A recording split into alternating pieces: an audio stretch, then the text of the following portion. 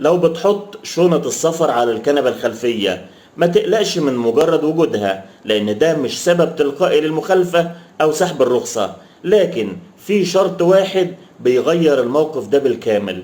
هي إمتى تكون الشنطة مسموحة؟ وإيه اللي يحولها لحمولة خطرة؟ وهل نقل أغراض لحد تاني ممكن يسبب لك مشكلة؟ أولا، وجود شنطة الملابس والمتعلقات الشخصية في شنطة العربية أو على الكرسي اللي ورا شيء قانوني جدا ومفيش فيه أي مخالفة، طالما الأغراض دي خاصة بيك وبأسرتك ومتثبتة كويس ومش حاجبة الرؤية أو معطلة حركتك وتحكمك في العربية. لكن المخالفة ممكن تقع لو الشنط غطت الزجاج الخلفي أو المرايات، أو عطلت الوصول لناقل الحركة وفرامل اليد، أو كانت غير مثبتة وممكن تتحرك وقت الفرملة، أو أثرت على اتزان العربية.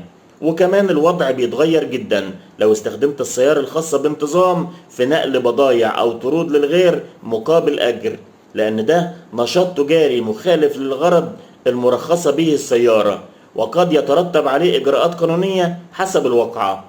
ولو الرخصة اتسحبت رغم ان الامتعة دي شخصية ومؤقتة، من حقك ساعتها تتظلم امام نيابة المرور وتقدم اي دليل يوضح طبيعة الرحلة والاغراض. والافضل دايما تحط القطع التقيلة في شنطة العربية وتثبت كل الشنط قبل ما تتحرك.